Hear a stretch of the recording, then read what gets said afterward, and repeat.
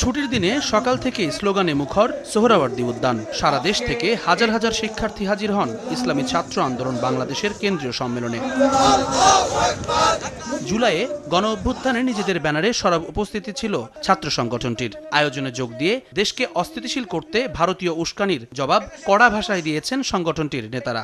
আজকে আমাদের পাশের রাষ্ট্রে ভারত, সেখানে বিভিন্ন সংবাদ মাধ্যম আমাদের দেশকে অশান্তি তৈরি করার জন্য বিভিন্ন মিথ্যা সংবাদের মাধ্যমে দেশকে বিভিন্ন ধ্বংস করার, বিভিন্ন ধরনের অশান্তি করার বিভিন্ন নীলনকশা তৈরি করেছে।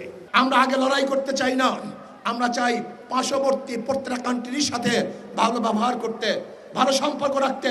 কিন্তু কেউ যদি আমাদের আঙ্গুল তুলে, ওই আঙ্গুল হাতে রাখা হবে না। প্রধান অতিথির বক্তব্যে ইসলামী আন্দোলন বাংলাদেশের আমির মুফতি সৈয়দ মোহাম্মদ রেজাউল করিম বলেন, যারা শেখ পরিবারের নেতৃত্বে এখনো আওয়ামী লীগ করার স্বপ্ন দেখছেন তারা দেশ ও মানবতার শত্রু। ফারুকী সহ সরকারের বিতর্কিত সদস্যদের অবিলম্বে অপসারণের দাবি জানান চরমোনাই পীর।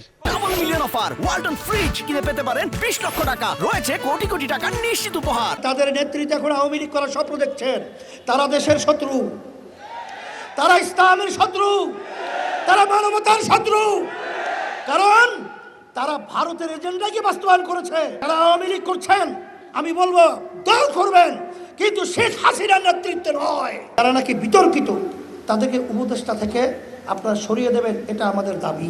প্রয়োজনীয় সংস্কার কাজ শেষে দ্রুত নিরপেক্ষ নির্বাচন দিতে অন্তর্বর্তী সরকারের প্রতি আহ্বান জানান ইসলামী আন্দোলনের নেতারা। জুম্মান সাদিক জ্যাভলিন, সময় সংবাদ, ঢাকা।